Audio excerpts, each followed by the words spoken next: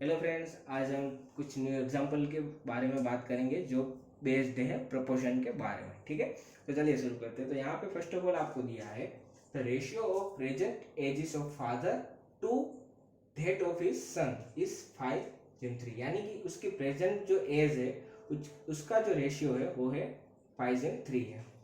फिर कुछ आपको दिया है 10 years हेंस, यानी 10 साल के बाद वो रेशियो हो जाता है 3/2 का या 3:2 का। तो फाइंड देयर प्रेजेंट एजेस। ठीक है, तो हमें प्रेजेंट एजेस फाइंड आउट करनी है। तो हम यहाँ पे फर्स्ट ऑफ ऑल सपोज यहाँ पे लेते हैं फादर की प्रेजेंट एज है, तो फादर की प्रेजेंट एज है वो हम यहाँ पे लेते हैं x, और सन की जो प्रेजेंट एज है वो यहाँ पे हम लेते हैं y। ठीक है, ये हमने दो ले लिए। फिर यहाँ पे दोनों का रेशियो दिया है प्रेजेंट एज का, तो x/y यहाँ पे दिया है 5/3 का। तो ये हमें मिला फर्स्ट इक्वेशन। ठीक है, फिर 10 साल के बाद, तो प्रेजेंट एज इतनी है तो 10 साल के बाद कितनी होगी, तो x+10 होगी। वैसे ही सन की कितनी होगी, तो y+10 होगी। 10 साल के बाद उसका रेशियो कितना होता है, 3/2 का होता है। ठीक है, 3/2 आ गया, ये अपना सेकंड इक्वेशन आ गया। अब ये वाली वैल्यू को हम यहाँ पे पुट आउट करेंगे, तो पहले इसको सोल्व कर लेते हैं। तो इसको सोल्व करेंगे 2x+10 3y+10, तो 2x+20 is equal to 3y+30। Okay, फिर इसको ले जाते हैं उस साइड, तो ये 20 उस साइड जाएगा, तो यहाँ पे आएगा 3y+30 -20, तो 2x इक्वल टू 3y+10। ठीक, अब यहाँ से हम वैल्यू निकालते हैं, तो हम x की वैल्यू निकालते हैं। तो x की वैल्यू कितनी आएगी, तो y को हम क्रॉस में डाल देते हैं, तो यहाँ पे आएगा 5y/3। तो ये x की वैल्यू को हम यहाँ पे पुट करते हैं, तो यहाँ पे हम डालते हैं 5y/3 is equal to 3y+10। अब 2 को अंदर ले जाते हैं तो वो 5 से मल्टीप्लाई करेगा, तो 10y/3 is equal to 3y+10। अब यहाँ पे क्रॉस में ले जाते हैं इसको। ठीक है, तो यहाँ पे आएगा 10y is equal to 3y+10। ठीक है, अब क्या करेंगे, अब इसको अंदर मल्टीप्लाई कर देंगे, तो 10y बराबर 9y+30। तो यहाँ पे हम लेंगे 10y minus 9y is equal to 30, तो y इज इक्वल टू यहाँ पे आएगा आपका 30। तो ये आपका सन की वैल्यू मिल गई कि सन की जो प्रेजेंट एज है वो है 30। अब ये इक्वेशन की वैल्यू हम यहाँ पे पुट करते तो हमें मिल जाएगा फादर की एज, तो यहाँ पे पुट कर दो, तो यहाँ पे आपको मिलेगा 50। ठीक, तो फादर की प्रेजेंट एज है 50 एंड सन की प्रेजेंट एज है 30। तो हम ना न्यू एग्जांपल है यहाँ पे, ये है प्रूव करना है हमको। तो आपको खास खास खास याद रखना है कि जब प्रूव का कोई सम आता है तो उसमें एक मेथड आपको खास दौर से करनी है, तो मैं आपको वो मेथड आपको सिखाता हूँ। ठीक है, तो फर्स्ट ऑफ ऑल आपको इससे साबित करना है ये वाला टर्म, यानी कि alpha plus beta plus gamma is equal to 0 होता है, और p alpha plus q beta plus r gamma वो भी 0 होता है। तो ये आपको प्रूव करना है। तो सबसे पहले आपको ये वाला टर्म दिया हुआ है, तो इसका आपको लिखना है ऐसे,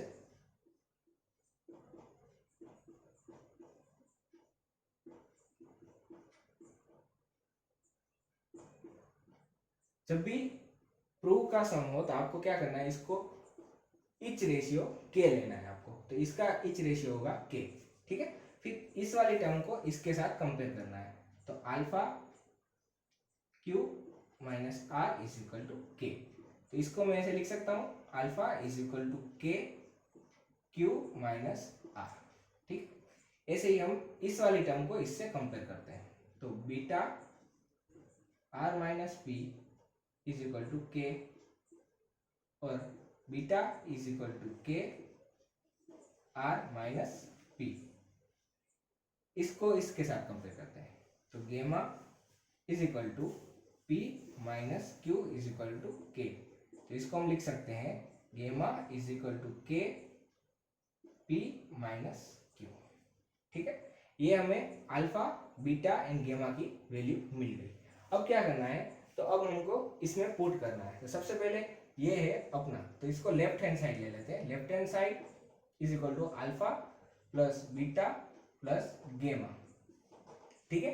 तो इसको हमें जीरो प्रूव करना है कि ये होता है जीरो। तो हम अल्फा की वैल्यू पुट करेंगे। अल्फा की वैल्यू है के क्यू आर प्लस बीटा की वैल्यू है के आर पी प्लस ये के की वैल्यू होगी यहाँ, गामा की वैल्यू है यहाँ पे के पी, ठीक है। तो ये वैल्यू हमें मिल गई। तो ठीक है, इतना हमें मिल गया। फिर हमको क्या करना है, फिर हमको इसको मल्टीप्लाई करना है। तो k प्लस क्यू यानी के क्यू माइनस के आर प्लस के आर माइनस के पी प्लस के पी माइनस के क्यू, ठीक है। तो यहाँ पे के क्यू प्लस है, के क्यू माइनस है, निकल जाएंगे। के आर प्लस है, के आर माइनस है, निकल जाएंगे। ये प्लस और माइनस निकल जाएंगे, तो क्या बचता है यहाँ पे जीरो। तो ये आपका प्रूव हो गया। तो यहाँ पे हम लिख सकते हैं left hand side is equal to right hand side, ठीक है। ये आपका एक सोल्व हो गया,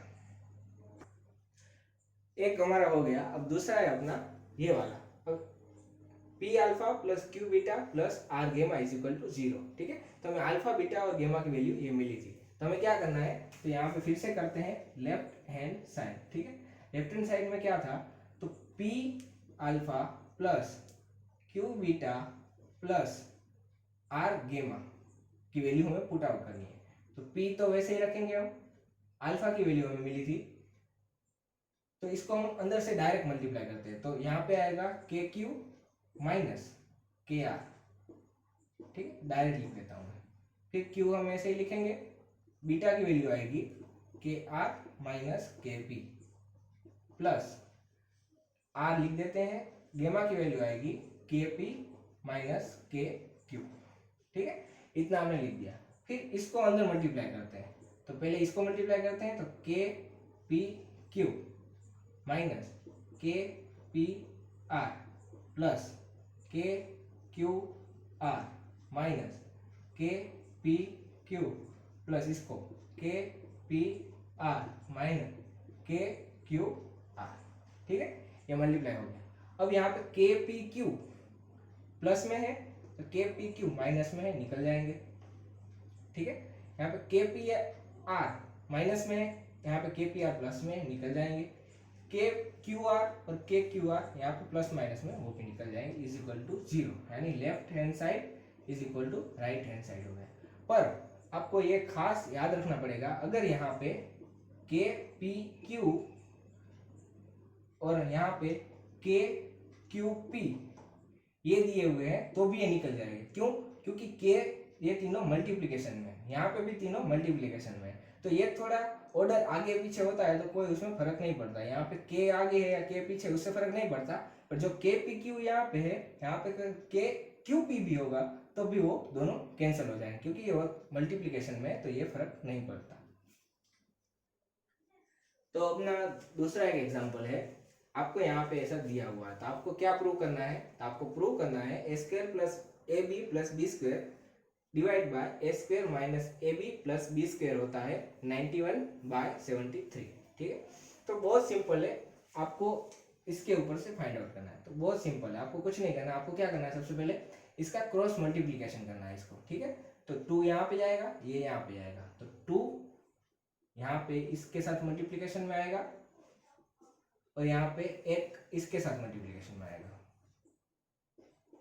ठीक है। इसको निकाल देते हैं, तो 2 इसके साथ मल्टीप्लीकेशन में आएगा माइनस यहाँ पे 2 इसके साथ मल्टीप्लीकेशन में आएगा, यहाँ पे ऐसे ही रहेगा, ठीक है। फिर क्या करेंगे, जो a वाली टर्म है इसको इस साइड ले लेते हैं। तो यहाँ पे 2 रूट a है, यहाँ पे 1 रूट a है, तो ये से आएगा, ये इस तरफ चला जाएगा, तो 2 रूट b माइनस था उस तरफ जाएगा, प्लस हो जाएगा,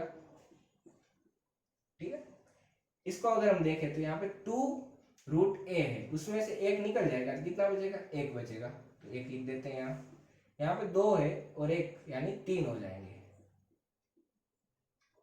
ऐसे 3 हो जाएंगे, ठीक है, 3 हो गए। फिर अब हमें क्या करना है, हमें ए या बी की वैल्यू चाहिए, तो उसके लिए ये रूट निकालना पड़ेगा। तो हम क्या करेंगे, तो इसको इससे लिख सकते हैं सबसे पहले तो। अब ये रूट निकालने के लिए हमें इसका स्क्वायर करना पड़ेगा, तो दोनों साइड स्क्वायर कर लेते हैं।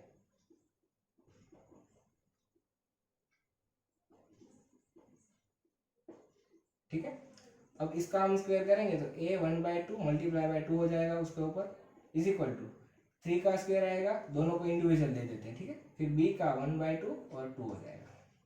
फिर यहाँ पे 2 निकल जाएगा तो a बचेगा, 3 का होगा 9, इसका होगा यहाँ पे b, ठीक है।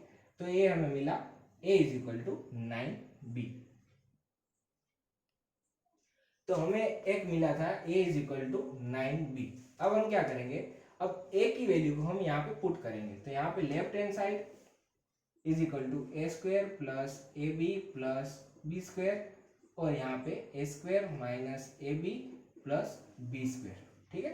यहाँ पे पुट करते हैं तो यहाँ पे आएगा a की वैल्यू मिलती है 9b और यहाँ पे स्क्वायर प्लस 9b और यहाँ पे आएगा b प्लस b स्क्वायर।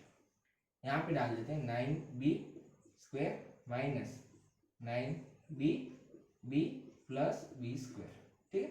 ए की वैल्यू यहाँ पे मैंने पुट कर दी। यहाँ पे आएगा 81b square minus plus 9b square plus b square.